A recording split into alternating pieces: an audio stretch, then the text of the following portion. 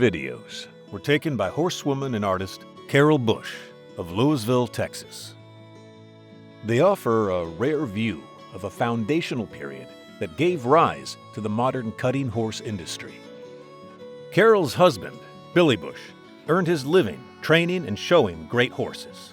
Their family included a long list of distinguished horsemen. Billy's brothers, Jimmy and Stanley Bush, were inducted into the National Cutting Horse Association Hall of Fame. Brother-in-law, Matlock Rose, was also an NCHA Hall of Famer. Sister-in-law, Wanda Bush, was a multi-time world champion in barrel racing and a Cowgirl Hall of Fame honoree. Carol offers a unique glimpse of their family life in the 1950s and 60s. She also shares a joyful return to her artwork 60 years later. Handsome drawings of champion cutting horses and riders on display at the NCHA office in Fort Worth, Texas. I loved horses from the very beginning, and I begged for a horse when I was a little girl. Of course, there was no way.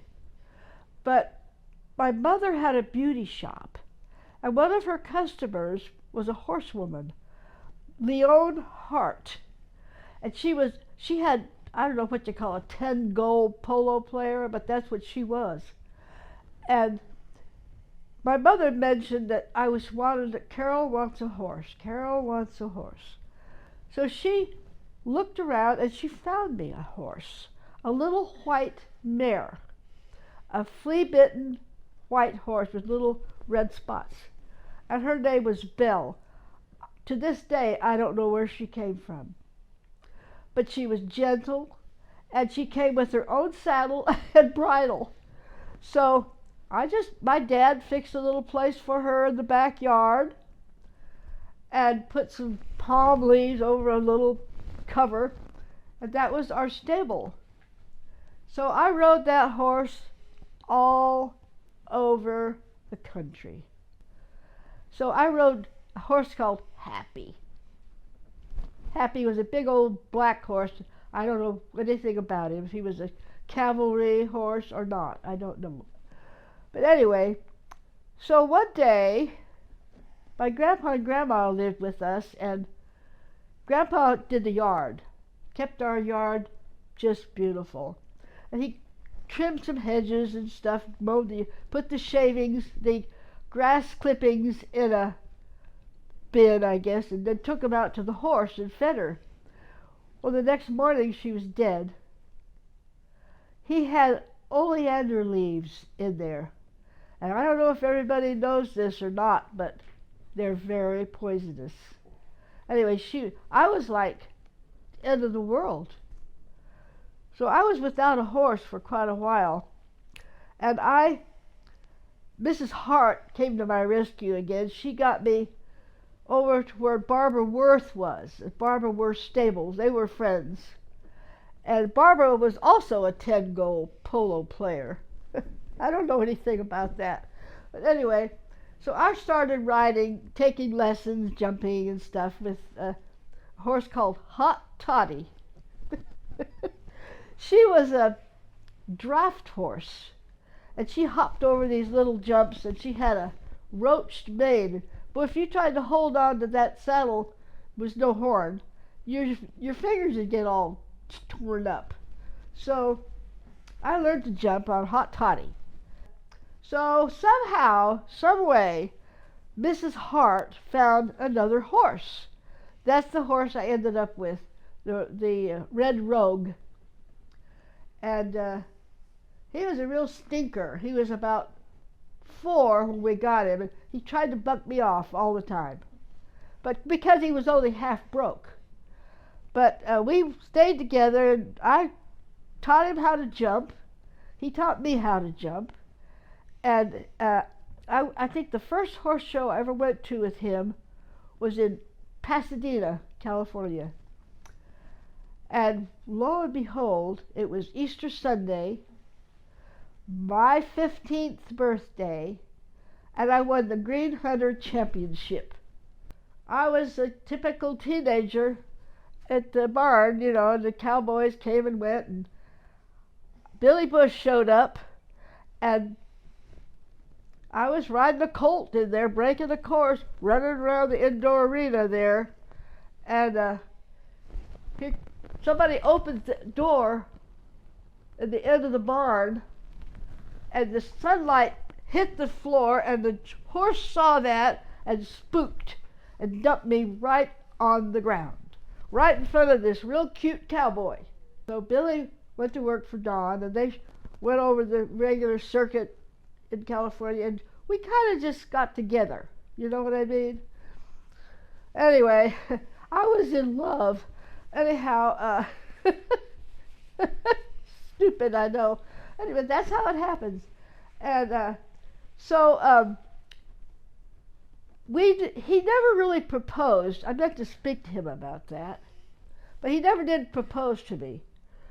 I guess we just assumed that we would get married. And one day, we were sitting out in front of my house, and we were looking at the moon. I was real stupid. I said, "Look at that moon. Isn't that beautiful?" And I said, "You know, someday men are going to set foot on that moon." He said, "You're full of shit." Well, that's the first thing he ever... That's when I kind of realized the kind of person he was. No messing around, you know. And we went out, we dated, and he got homesick. And he went home, just like, where did Billy go? Well, he went home. He was like that. He did stuff instinctive. So I thought, well, okay, whatever. So anyway, I had my wisdom teeth pulled, and I was sitting there feeling sorry for myself, and a knock came at my door. And it was Billy. He had come back. And he went to work for this lady, Mary Harbinson.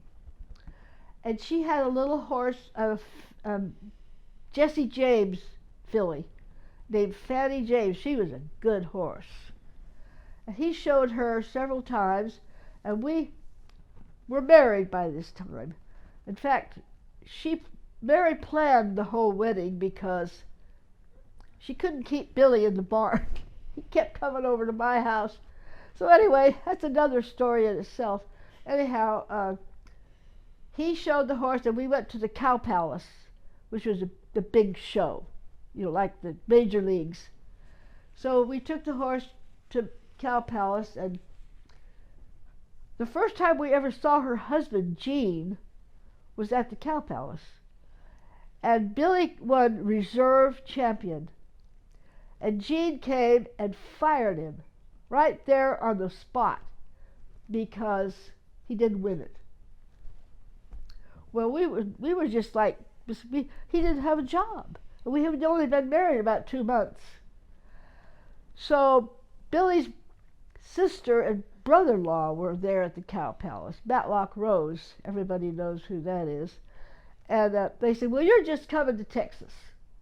By golly. Well, I had nothing to say about it. I was just tagging along. And I went to my mother, was in her beauty shop, and said, "Mom, you're not going to believe this, but I'm going to Texas." I'll never forget the look on her face. It was like, okay. Anyway, so we loaded up all of our junk and went to Texas.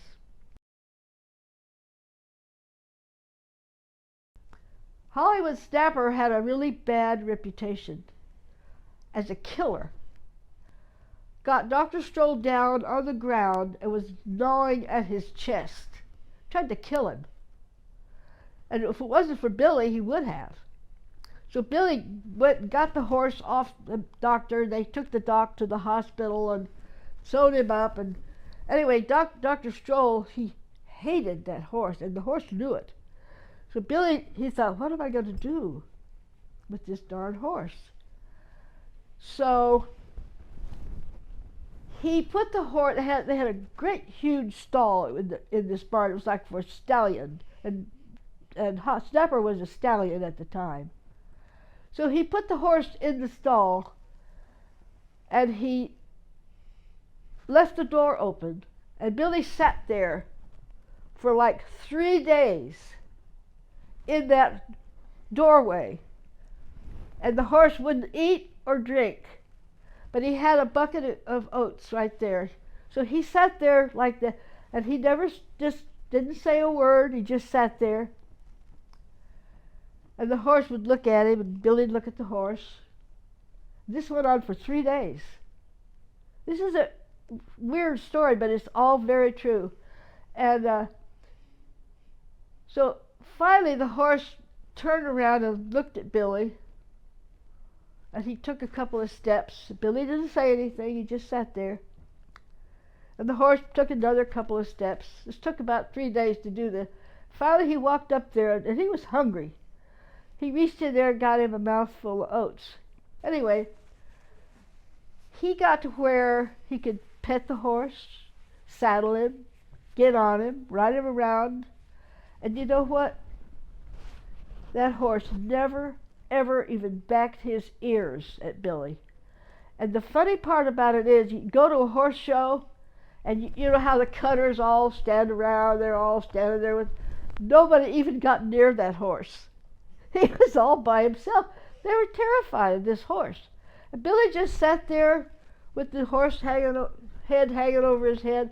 He never once backed his ears at him or anything. And that horse was, they finally did gild the horse.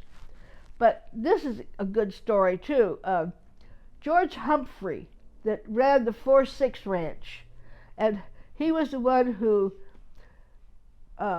stood Hollywood Gold at stud, and that was Snapper's dad. Well, Billy had a little problem when they went to breed him to a mare. He would hold that mare like a kidnapped her. He would hold that horse, that mare, and wouldn't let anybody get near her. So Billy said, I don't know what to do. So anyway, he called George Humphrey. He said, I don't know what to do with this horse. So George said, bring him over here and I'll take care of it. So Billy hauled him all the way out to the 4-6 ranch. And George Humphrey took Snapper, he was still a stud, and he put him in a pasture with just mares.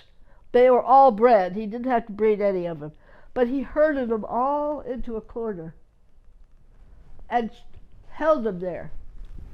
And they could not get him to stop doing that. Finally, George called me. He said, come and get this SOB. I can't do a thing with him. He judged a lot of horse shows. He really got a big kick out of that. Oh, I have a good story to tell you about judging horse shows, too. I was thinking about that. Anyway, he was judging a horse show in some little podunk town in like Iowa or Indiana. It's one of those shows where you go, they start at daybreak in the morning, go all day to sundown. And he said, you know, I saw the same old horse in about 4 different classes. Grandpa rode the horse, the kids rode the horse, Dad rode the horse, and Mom rode the horse. And he said, I got the biggest kick out of that bunch. He said, but the funniest thing that happened was at the end of the day. He judged all day long, and it was hot, he was tired. So they backed up a pickup truck to the gate, to the fence, and they put a couple of lawn chairs in there. And the secretary was in there with Billy. He was going to judge the cutting. So they brought the cattle in, they worked the cattle, run them around in there, and got them settled and everything. Billy was sitting, he was hot and tired. They had a big old cold drink there. He said, all of a sudden, this guy comes running into the arena, hooping and hollering. He had a hat, and he was waving his hat and slapping that horse on both sides. And he said, the horse went around about 2 times, and Billy said, what in the world is it? That lady said, he's a streaker. He's streaking. That's when streaking was really big. So Billy said, oh my God, that's the first time I ever saw a saddle with 2 horns. That was a joke. And Matlock Rose, who was probably the most renowned horse trainer ever, he told somebody, he said, Billy Bush is the best horse trainer I ever knew. And you know, Billy had a habit of going wherever Matlock was, and he would switch bits on a bridle, or he'd change change something on Matlock and say, I know who was here. Billy Bush was here. Because Billy said, I told you you were using the wrong bit on that horse. You know how he was. And yeah, he just had a unique way. He used to make me so mad sometimes because he was a ruthless teaser. He teased me until he really made me mad. And he knew it, and he loved it. And his brother Stanley was like that too. They teased me all the time, but Billy was the worst. You could tell Connie knows that. I would get so mad at him, I would just, I wanted to choke him. But that was just part of his nature. He'd get the best of you, and then he'd walk away, you know. Well, we had our ups and downs. We were married almost 70 years. And, God, it's hard to say. It really is hard to say, because he was pretty sick there toward the end. It's hard to keep that out of my mind, you know. But I think mostly he just made me laugh. I did more laughing than crying, let's put it that way.